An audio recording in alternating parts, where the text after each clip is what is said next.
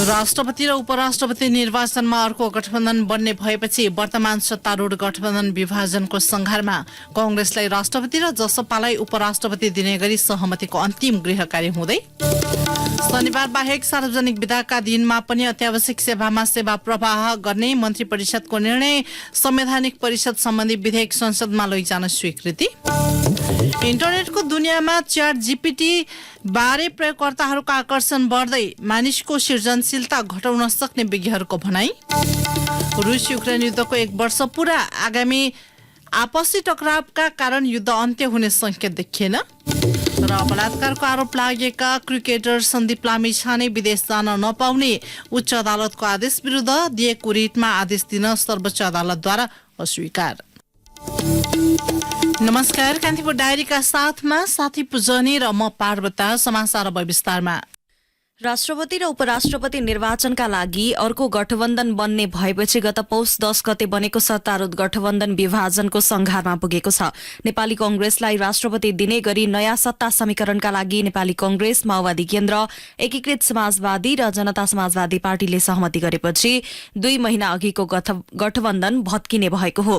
प्रधानमन्त्री निवासमा आज बिहान बसेको कांग्रेस, माओवादी केन्द्र, एकीकृत समाजवादी र जसपाको बैठकले राष्ट्रपति र उपराष्ट्रपति निर्वाचनमा साझा उम्मेद्वारी दिने र प्रदेश सरकारमा भागवण्डा गर्ने सैद्धान्तिक सहमति गरेका छन्। सो सहमतिलाई लिखित रूप दिन प्रधानमन्त्री निवासमा 3 दलको बैठक बस्दैछ। कांग्रेसलाई राष्ट्रपति र जसपालाई उपराष्ट्रपति दिन 4 दल एकमत भएका छन्। त्यस्तै प्रधानमन्त्रीमा माओवादी केन्द्रका अध्यक्ष पुष्पकमल दाहाललाई निरन्तरता दिँदै केही समयपछि कांग्रेस र एकीकृत समाजवादीले सरकारको नेतृत्व गर्ने सहमति भएको बताइएको छ। समाजवादीका एक नेताका अनुसार माओवादी नेतृत्वको सरकार कति वर्ष रहने र त्यसपछि कांग्रेस र एकीकृत समाजवादीले आलोपालो सरकारको नेतृत्व गर्ने विषयमा अन्तिम टुङ्गो लाग्न बाँकी छ।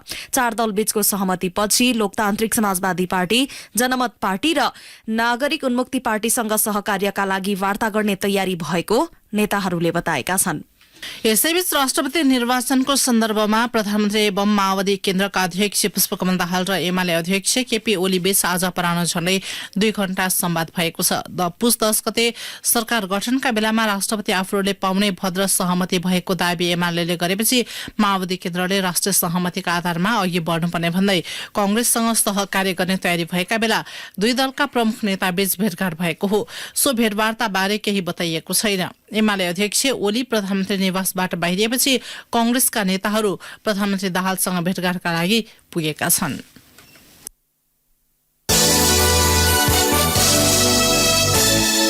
राष्ट्रिय प्रजातन्त्र पार्टी राप्रपाले राष्ट्रपति निर्वाचनमा प्रस्तावक र समर्थक नबस्ने निर्णय भएको छ। पार्टी कार्यालय धुम्बाराहीमा आज बसेको राप्रपाको कार्य सम्पादन समितिको बैठकले राष्ट्रपति निर्वाचनमा राप्रपा प्रस्तावक र समर्थक नबस्ने निर्णय गरेको प्रवक्ता मोहन श्रेष्ठले जानकारी दिनुभयो। राप्रपाभित्र अधिकांश सांसदहरूले राष्ट्रपतिको निर्वाचनमा भाग लिन नहुने धारणा राखेपछि सो पार्टीले चुनावमा प्रस्तावक र समर्थक नबस्ने नीति लिएको हो।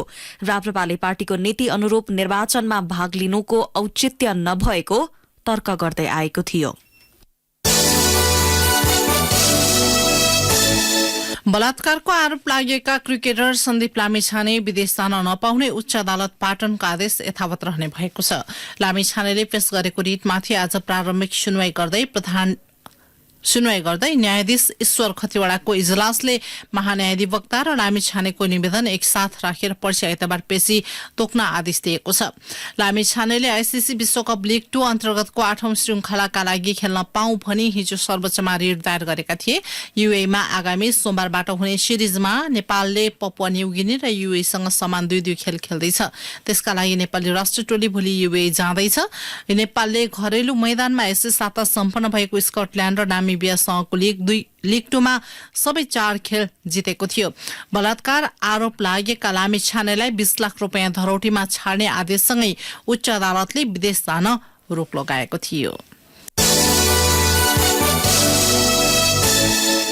सरकारले शनिबार बाहेक सार्वजनिक विदाका दिनमा पनि अत्यावश्यक क्षेत्रमा सेवा प्रवाह गर्ने निर्णय गरेको छ। मन्त्री परिषदको हिजोको बैठकको निर्णय सार्वजनिक गर्दै संचार तथा सूचना प्रविधि मन्त्री रेखा शर्माले सार्वजनिक विदाका दिन पनि सेवा प्रवाह गर्ने निर्णय भएको जानकारी दिनुभयो। गृह मन्त्रालयको निर्णय छ 71, 11, 17 गतेपछि आउनेछ र अहिले सैद्धान्तिक रूपमा चाहिँ बरु कर्मचारीलाई सट्टा बिदा दिने गरेर भए पनि सार्वजनिक बिदाका दिनमा जनताको सेवा प्रवाहका निम्ति महत्त्वपूर्ण ठानिएका मन्त्रालयहरूले काम गर्ने भन्ने निर्णय भएको। यसैबीच सरकारले चालू आर्थिक वर्षका लागि गहुँको न्यूनतम समर्थन मूल्य तोकेको छ। त्यसबारे जानकारी दिँदै मन्त्री शर्माले भन्नुभयो, र यसपटक यो आर्थिक वर्ष 2079-80 हाम्रो उत्पादन गहुँको न्यूनतम समर्थन मूल्य तोक्ने निर्णय भएको छ र त्यसका लागि प्रति क्विन्टल 3,351 रुपियाँ निर्धारण गरिएको छ। यसैबीच मन्त्री परिषदले संवैधानिक परिषद सम्बन्धी विधेयक संसदमा लैजान स्वीकृति समेत दिएको छ। मन्त्री परिषदको स्वीकृति लगत्तै सरकारले विधेयक प्रतिनिधि सभामा दर्ता गरेको छ। अघिल्लो सरकारले ल्याएको विधेयक फिर्ता लिँदै नयाँ विधेयक ल्याएको हो। कान्तिपुर डायरीमा अब ब्रेकको पालो। कान्तिपुर डायरीमा अब बाँकी प्रसंग। सुरुमा कान्तिपुर सविस्तार। कान्तिपुर सविस्तार। इन्टरनेटको दुनियाँमा अहिले च्याट जीपीटी बारे प्रयोगकर्ताहरूको आकर्षण र चासो बढ्दै गएको छ। गत नोभेम्बर अन्त्यमा सार्वजनिक गरिएको यो प्रविधि आर्टिफिशियल इन्टेलिजेन्स अर्थात एआई को एउटा मोडल मानिएको छ। गुगलको माध्यमबाट सूचना र जानकारी लिन अभ्यस्त भएका इन्टरनेट प्रयोगकर्ताका लागि च्याट जीपीटीले नयाँ आकर्षण थपेको हो। वास्तवमा के हो त यो प्रविधि? इन्टरनेट प्रयोगकर्ताले कुनै पनि विषयमा प्रश्न सोध्न सक्ने र दोहोरो संवाद गर्ने गरी ती प्रश्नको जवाफ दिने नयाँ प्रविधिको एउटा रूप हो च्याट जीपीटी, जसले इन्टरनेटमा उपलब्ध विभिन्न सूचना दिन सक्ने क्षमता राख्दछ। तपाईले सोधेका प्रश्नको सहज र सठीक उत्तर यसले प्रदान गर्न सक्छ। गुगलमा खोजिए जस्तै अन्तर्राष्ट्रिय घटनाक्रमदेखि शिक्षा, स्वास्थ्य, व्यवसाय, खेलकुद सहितका सामाजिक विषयमा कयौं सवालमा तपाईको जिज्ञासा समाधान गर्दै प्रश्नको जवाफ नै दिन्छ। केही महिनादेखि चर्चामा रहेको च्याट जीपीटी के हो अनि यो प्रविधि कसरी चल्छ त? मेसिन लर्निङ सम्बन्धी विज्ञ सुरेश पोखरेल भन्छन्, च्याट जीपीटी भनेको चाहिँ कन्भर्सेसनल एआई।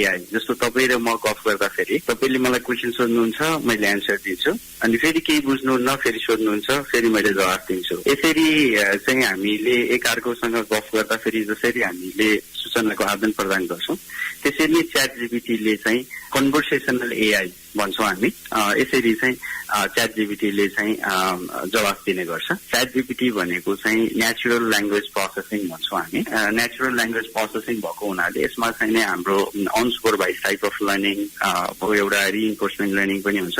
यसले चाहिँ नेचुरल ल्याङ्ग्वेजलाई चाहिँ अन्डरस्ट्यान्डिङ गर्ने क्यापाबिलिटी हुन्छ र उसले त्यसको आधारमा चाहिँ एन्सर दिन्छ। अंग्रेजीको अंग्रेजीमै र नेपालीमा सोधेको प्रश्नको नेपालीमा नै जवाफ दिन सक्ने च्याट जीपीटी प्रश्नका शब्दलाई केलाएर आफ्नो प्रणालीमा भएको सूचनाका आधारमा जवाफ दिन्छ। अंग्रेजी भाषाका प्रश्नमा गहिरो र विस्तृत जवाफ दिने यसले अन्य भाषामा आफ्नो प्रणालीलाई समावेश गर्दै लैजाने देखिएको छ। गुगलको प्रयोग गरेर सूचना र जानकारी लिन अभ्यस्त भएकालाई यो प्रणाली मार्फत सूचना लिँदा साथीसँग च्याट गरेर सूचना पाएको अनुभूति हुने गरेको छ। यसको प्रणालीले उपभोक्ताहरूले टाइप गर्नुपर्ने प्रश्न आफ्नो डेटाबेसमा पठाउँछ, त्यसको विश्लेषण गर्छ र प्रश्नका शब्द, वाक्य र सम्भावित अर्थको खोजी गर्छ। त्यस अघिका अनुभवका आधारमा सिस्टमले नै प्रश्नको अर्थ विश्लेषण गरेर जवाफ पठाउँछ। यदि सिस्टममा सो जवाफ नभए डेटाबेस सञ्चालकहरूसँग सहयोग मागेर जवाफ दिनु यसको प्रक्रिया हो। यस्तो सिस्टमले सर्वसाधारणको सामान्य जीवनमा समेत फाइदा पुग्ने फ्युज मेसिन नेपाल आर्टिफिशियल एकाडेमिक्सका सिनियर म्यानेजर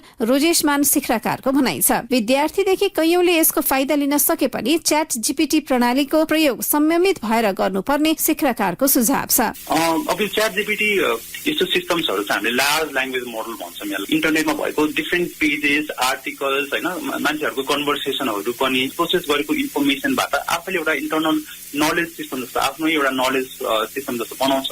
अनि त्यो नलेज सिस्टमको बेसिसमा यसले एन्सर गर्छ। अब यसले एन्सर गर्ने क्रममा चाहिँ यसले भित्र अलरेडी हेरिसकेको अरूहरूको मेसेजेसहरू हुन्छ नि, आर्टिकल्सहरू, त्यसको बेसिसमा चाहिँ एन्सर गर्दाखेरि जेनेरेट गर्न थाल्छ। यसले यसो जेनेरेट गर्दाखेरि कहिले फ्याक्ट्स पनि जेनेरेट गर्न सक्छ, कति धेरै रङ इन्फर्मेसन पनि जेनेरेट गर्न सक्छ।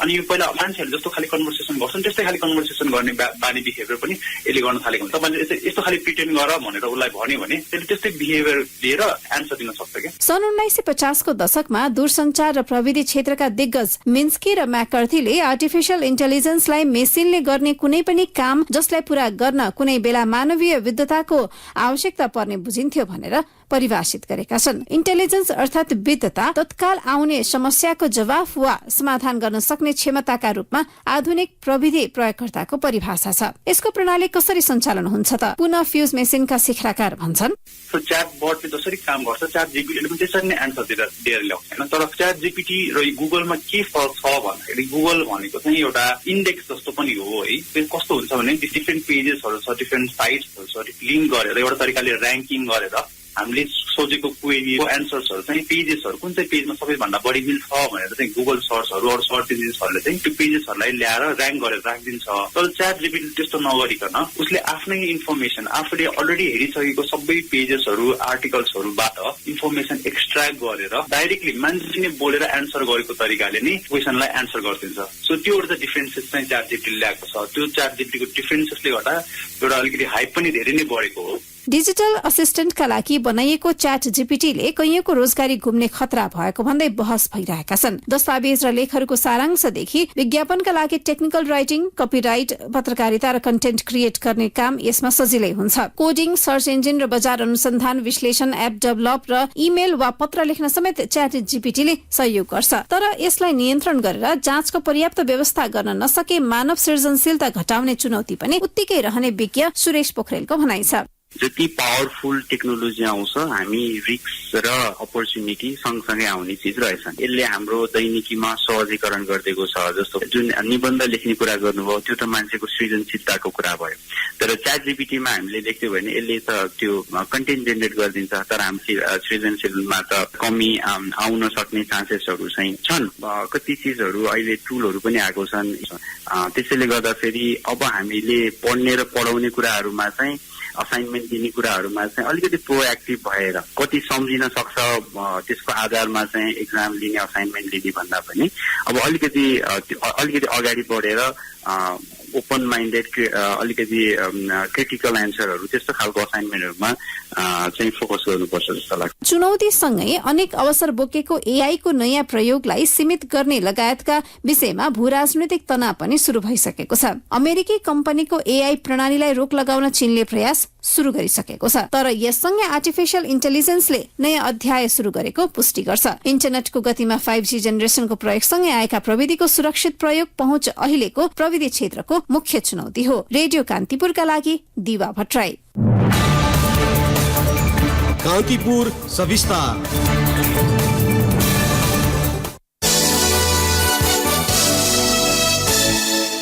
धनुषाका दिलीप महतोको हत्यामा संलग्न विपिन महतो र मुनिन्द्र महतोलाई 25 वर्षको कैद सजाय सुनाइएको छ। अवैध उत्खननको विरोध गर्दा मनसायपूर्वक दिलीपको हत्या गरेको कसुरमा जिल्ला अदालत धनुषाका न्यायाधीश चित्रबहादुर गुरुङको इजलासले विपिन र मुनिन्द्रलाई सो सजाय सुनाइएको हो। त्यस्तै हत्यामा संलग्न जितेन्द्र महतोलाई भने 12 वर्ष कैद सजाय सुनाइएको छ। गत फागुन 2 गते अदालतले विपिन र मुनिन्द्रलाई दिलीपको मनसायपूर्वक हत्या गरेकामा दोषी ठहर्याइएको हो भने जितेन्द्रलाई हत्याको मतियार भएकामा कसुरदार ठहराए पनि आज मात्र फैसला निर्धारण भएको हो। अभियुक्त विपिन र मुनिन्द्रलाई अदालतले 5-5 लाख जरिवाना पनि तोकेको छ। जितेन्द्रलाई भने 2.5 लाख क्षतिपूर्ति तोकिएको छ।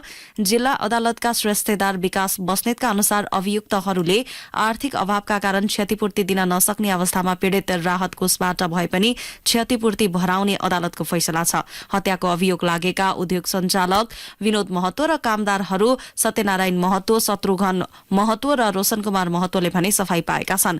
घर अगाडिको औरही खोलाबाट भइरहेको ढुङ्गा, गिटी र बालुवाको अवैध उत्खननको विरोध गर्दा दिलीप भनिने ओम प्रकाश महतोले 2076 पुस 25 मा ज्यान गुमाएका थिए।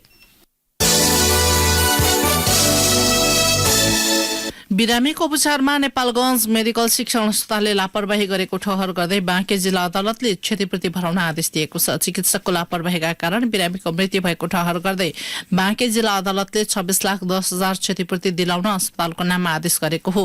नेपालगञ्ज उपमहानगरपालिका 2 घरबारी टोलका मणिताल श्रेष्ठको उपचारका क्रममा मृत्यु भएपछि मृतक श्रीमती नम्रताले 2076 मा क्षतिपूर्ति मुद्दा दायर गरेकी थिइन्।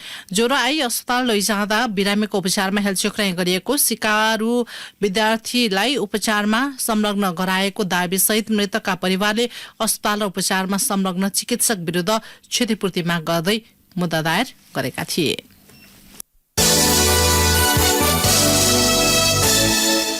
कान्तिपुर डायरीमा अब पाल्पा डायरीको पालो।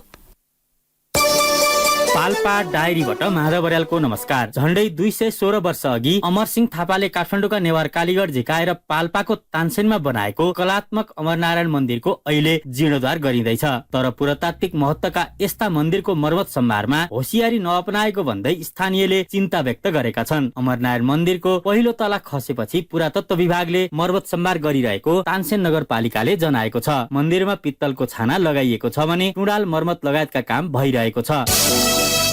मृत्यु मार्गका रूपमा चिनिएको सिद्धार्थ राजमार्ग अन्तर्गत सिद्धबाबा क्षेत्रको वैकल्पिक मार्गका रूपमा प्रदेश सरकारले सुरु गरेको झुम्सा चरङ्गे सडकमा तीव्र गतिमा काम हुन नसक्दा 5 वर्षसम्म पूरा हुन सकेको छैन। जिल्ला समन्वय समिति पाल्पाले तानसेन नगरपालिका, तिनाउ, बङ्नासकाली, रिब्दीकोट गाउँपालिकाका साथै देवदह नगरपालिका रूपन्देहीको सहयोगमा ट्र्याक खोलेपछि प्रदेश सरकारले बजेट विनियोजन गर्दै आएको हो। बिना अध्ययन चुरे क्षेत्र र जंगलमा जथाभावी डोजर लगाएपछि 13 किलोमिटर सडक पूरा गर्न नसकिएको हो। लुम्बिनी प्रदेश सरकारले वैकल्पिक मार्गका लागि हरेक वर्ष 10 करोड बजेट विनियोजन गर्दै आएको यातायात पूर्वाधार निर्देशनालयका निमित्त निर्देशक भिमार्जुन पाण्डेले बताउनुभयो। रामपुर आयुर्वेद अस्पतालको भवन शहरी विकास तथा भवन निर्माण विभाग संघीय आयोजना कार्यान्वयन इकाइ रूपन्देहीले रामपुर नगरपालिका पाल्पालाई हस्तान्तरण गरेको छ। 15 शैय्याको अस्पताल सञ्चालन गर्ने गरी निर्मित भवन संघीय आयोजना कार्यान्वयन इकाइ रूपन्देहीका प्रमुख विदुर खड्काले रामपुर नगरपालिकाका नगर प्रमुख रमण बहादुर थापालाई हस्तान्तरण गर्नुभएको हो। 11 करोड 33,49,093 रुपियाँमा भवन निर्माण भएको हो। 11 वर्षदेखि अलपत्र परेको तानसेन नगरपालिका साथ बागखोरमा निर्माणाधीन शीत भण्डार पुनः निर्माणको काम अघि बढेको छ। पाल्पा लगायत छिमेकी जिल्लाका किसानलाई लाभान्वित हुने गरी कृषिजन्य वस्तु भण्डारण गर्न 2069 फागुनमा ठेक्का सम्झौता भएको हो। नगरपालिका र निर्माण व्यवसायको आपसी खिचातानीले निर्माण कार्य रोकिएको थियो। तानसेन नगरपालिका र भारतीय राजदूतावासको सहयोगमा निर्माण सुरु भएको शीत भण्डार निर्माणको काम पूरा गर्न बजेटमा कमी नहुने आश्वासन पाएपछि काम पुनः सुरु भएको वडा अध्यक्ष प्रदीप खनालले बताउनुभयो। 2 वर्षमा सक्ने गरी 4 करोड 79,91,000 रुपियाँमा ठेक्का सम्झौता भएको हो। पाल्पा डायरी आजलाई यति नै। माधव बर्याल बिदा माग्छु। नमस्कार। जिल्ला डायरीपछि कान्तिपुर डायरीमा पुनः ब्रेकको पालो। कान्तिपुर डायरीमा अब आर्थिक प्रसंग। सिभिल बैंक र हिमालयन बैंक औपचारिक रूपमा मर्ज भएका छन्। सिभिललाई हिमालयन बैंकले 100 बराबर 80.28 अनुपातमा प्राप्ति गरेको हो। यसको अर्थ सिभिल बैंकको 100 किता शेयर हुने शेयर धनीले अब हिमालयन बैंकको 80 किता पाउनेछन्। हिमालयन बैंकका नामबाट एकीकृत कारोबार सुरु भएसँगै अब वाणिज्य बैंकको संख्या 21 मा झरेको छ। अब हिमालयन बैंकको कुल पुँजी 34 अर्ब, निक्षेप 2 खर्ब 74 अर्ब तथा कुल कर्जा 2 खर्ब 50 अर्ब रुपियाँ पुगेको छ। बैंकले कुल 189 शाखाबाट सेवा प्रदान गर्नेछ। प्राप्ति पश्चातको हिमालयन बैंक सञ्चालक समितिमा समेत सो बैंकबाट प्रतिनिधित्व रहेको छ। प्रमुख कार्यकारी अधिकृत सीईओमा हिमालयनकै अशोक राणाले जिम्मेवारी पाउनु भएको छ। अब अन्तर्राष्ट्रिय प्रसंग। रूस युक्रेन युद्धले 1 वर्ष पार गरेको छ। सन् 2022 को फेब्रुअरी 24 का दिन रूसले युक्रेनका मुख्य शहरहरूमा हमला सुरु गरेको थियो। 1 वर्ष बितिसक्दा पनि रूस युक्रेन युद्ध समाप्तिको कुनै लक्षण देखिएको छैन। इतिहासको कुनै कालखण्डमा सोभियत क्षेत्रको निर्माणमा जुटेका र नाजी तानाशाह विरुद्ध लडेका सहयात्री रूस र युक्रेन एक आपसका दुश्मनमा परिणत भएका छन्। रूस युक्रेन युद्धले विश्व समुदायलाई 2 ध्रुवमा विभाजित मात्र गरेको छैन, विश्वको अर्थतन्त्रलाई नराम्ररी असर पारेको छ। एक रिपोर्ट। युक्रेनमा आक्रमण सुरु हुनु केही समय अघि रुसी राष्ट्रपति पुटिनले टेलिभिजन मार्फत सम्बोधन गरे। महिनौसम्म छिमेकी राष्ट्र युक्रेनमाथि आक्रमणको तयारी गरेको अस्वीकार गर्दै आएको रुसले सन् 2022 को फेब्रुअरी 24 मा पहिलो पटक आक्रमण गर्यो। कीव स्थित अन्तर्राष्ट्रिय विमानस्थल सहित युक्रेनका शहर नजिकै अवस्थित विमानस्थल र सैन्य मुख्यालय सबैभन्दा पहिले रुसी आक्रमणको निशानामा परेका थिए। त्यसपछि ट्याङ्क र सैनिकहरू पूर्वतर्फबाट युक्रेनमा प्रवेश गरे। रुसी सैनिकहरू युक्रेनका ठूला बन्दरगाह शहरहरू ओडेसा र मारियोपोलमा प्रवेश गरे। संसारका अधिकांश राष्ट्रले रुस युक्रेन युद्धलाई युक्रेनमा रुसी आक्रमणको संज्ञा दिए, तर रुसले भने अस्वीकार गर्दै आएको छ। सन् 2014 मा रुस समर्थक राष्ट्रपति भिक्टर यानुकोभिचलाई महिनौको विरोध प्रदर्शनबाट हटाएपछि पुटिनले युक्रेनलाई चरमपन्थीहरूले कब्जा गरेको आरोप लगाउँदै आएका छन्। सन् 2015 मा शान्ति सम्झौतालाई अन्त्य गर्दै युक्रेनको केही भूभागलाई रुसले स्वतन्त्र मुलुकहरूको मान्यता दिएको थियो। सन् 2021 को अन्त्यतिरबाट रुसले युक्रेनको सीमा क्षेत्रमा ठूलो मात्रामा सैनिक परिचालन गर्न थालेको थियो। अन्तर्राष्ट्रिय समाचार संस्था बीबीसी का अनुसार दोस्रो विश्वयुद्धपछि रुसी आक्रमणमा सबैभन्दा बढी सैनिक संलग्न भएका छन्। रुस युक्रेन युद्धका 1 वर्षको अवधिमा हजारौंको संख्याले ज्यान गुमाइसकेका छन्। रुसी राष्ट्रपति पुटिनले 2 लाख भन्दा बढी सैनिक पठाएको बीबीसीले उल्लेख गरेको छ, जसमा राष्ट्रसंघले गरेको अनुमानका अनुसार रुसी आक्रमणमा करिब 7,000 युक्रेनी नागरिक मारिएका छन्। गत सेप्टेम्बरमा रुसी रक्षा मन्त्री सेर्गेई शोइगुले करिब 6,000 रुसी सैनिकको मृत्यु भएको बताएका थिए। त्यसयता रुसले क्षतिको कुनै जानकारी गराएको छैन। रुस र युक्रेन युद्धले विश्व समुदायलाई 2 ध्रुवमा विभाजित गरिरहेको छ। पश्चिमा शक्ति राष्ट्र मानिएको अमेरिका लगायत युरोपेली राष्ट्रहरू युक्रेनको पक्षमा छन् भने चीनले रुसलाई समर्थन गर्दै आएको विश्लेषण भइरहेका छन्। यता युक्रेनलाई अमेरिकाले हात हतियार सहयोग गर्दै आएको छ। रुस र युक्रेन युद्धमा दुवै पक्ष कहिले बलियो त कहिले कमजोर देखिँदै आएका छन्। दुवै हार स्वीकार्ने पक्षमा छैनन्। यसले गर्दा सो युद्ध अझै कति लम्बिने हो भन्ने यकिन छैन। 1 वर्षको युद्ध अवधिमा रुसले युक्रेनको केही भूभागमा कब्जा जमाएको छ। युक्रेन रुस युद्धका कारण विश्व अर्थतन्त्रमै प्रभाव परिरहेको छ। सो युद्धका कारण विश्व अर्थतन्त्र भने धराशायी बनेको छ। युद्धका कारण तेलदेखि अधिकांश खाद्यान्नको मूल्य वृद्धि भएको छ। रुस र युक्रेन बीचको युद्धका कारण विश्व आपूर्ति श्रृंखलालाई नराम्रोसँग बिथोलेको छ। इन्धनको चरम मूल्य वृद्धिका कारण कोरोना पछि उठ्न लागेको विश्व अर्थतन्त्रमा अर्को कहर थपिएको छ। युक्रेनमा आक्रमण गरेपछि रुसको अर्थतन्त्रलाई प्रभाव पार्ने मुख्य उद्देश्यका साथ अमेरिका, बेलायत र युरोपियन युनियन राष्ट्रले विभिन्न आर्थिक प्रतिबन्ध लगाएका छन्। आईएमएफ को प्रक्षेपण अनुसार यस वर्ष हुने भनिएको आर्थिक मन्दीमा रुसको अर्थतन्त्र 0.3% ले बढ्नेछ। सन् 2022 मा रुसको अर्थतन्त्र 2.2% ले खुम्चिएको थियो। रुसी बैंकलाई विश्वका बैंकहरूको सञ्जाल स्विफ्टबाट हटाएको लगायत कारणले रुसले भुक्तानी लिन र कर्जाको ब्याज समेत बुझाउन नसक्ने स्थितिको सिर्जना गरिएको छ। यद्यपि भारत र चीनले रुसबाट इन्धन खरिद गरेकाले पनि रुसको आर्थिक संकटमा राहत पुगेको हो। रुस युक्रेन युद्धको 1 वर्षका सन्दर्भमा बिहिबार संयुक्त राष्ट्रसंघको महासभामा ल्याइएको शान्ति प्रस्ताव बहुमतले पारित भएको छ। युक्रेनबाट तत्काल रुसी सेना हटाउनु पर्ने प्रस्तावको पक्षमा नेपालसँगै अन्य 140 राष्ट्रले मतदान गरेका थिए। सो प्रस्तावको विपक्षमा मतदान गर्ने राष्ट्र रुस, बेलारुस, उत्तर कोरिया, माली, इरिट्रिया र निकारागुआ मात्र रहेका थिए। चीन र भारत सहित 32 देश भने मतदानमा अनुपस्थित रहेका थिए। भारत र चीनले रुस युक्रेन द्वन्द्व वार्ता र कूटनीतिक माध्यमबाट समाधान हुनुपर्ने बताउँदै आएका छन्। रेडियो कान्तिपुरका लागि मनिष अधिकारी।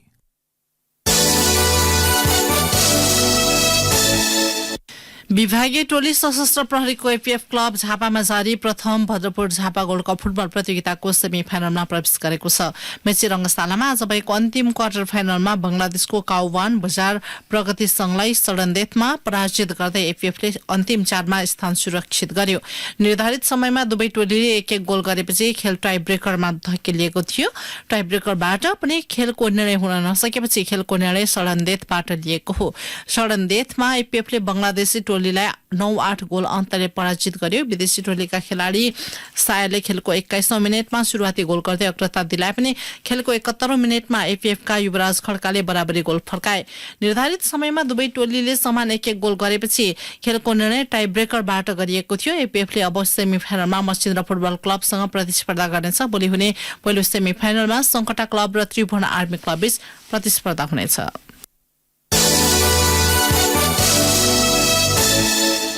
आकाश त्रिपाठी र विशाल विक्रम केसीको अर्धशतकीय इनिङ्समा नेपाल आईसीसी अन्डर 19 विश्वकप एसियाली छनौटको पहिलो खेलमा विजयी भएको छ। यूएई को आजमानमा रहेको इडेन गार्डन ओभलमा सिंगापुरलाई 96 रनले पराजित गर्दै नेपालले सुखद शुरूआत गरेको हो। नेपालले प्रस्तुत गरेको 262 रनको लक्ष्य पछ्याएको सिंगापुर निर्धारित ओभरमा 7 विकेट गुमाउँदै 165 रनमा समेटियो।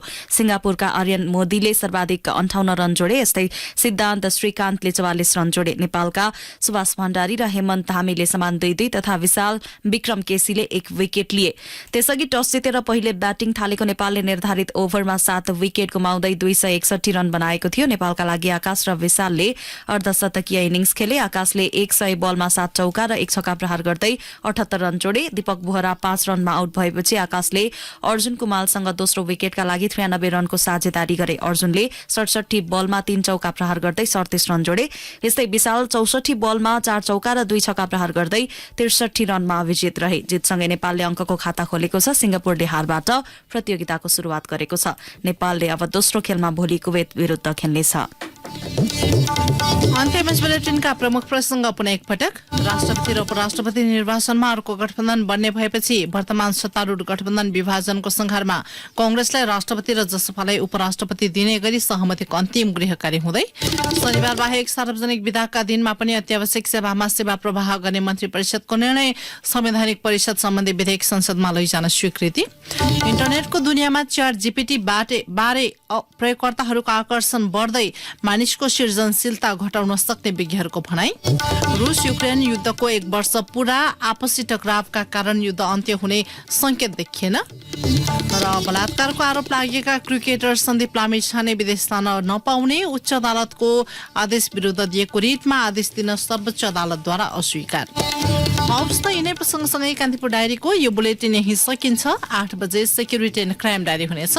साथी पूजनी र म पार्वता आज्ञामा छौं। नमस्कार।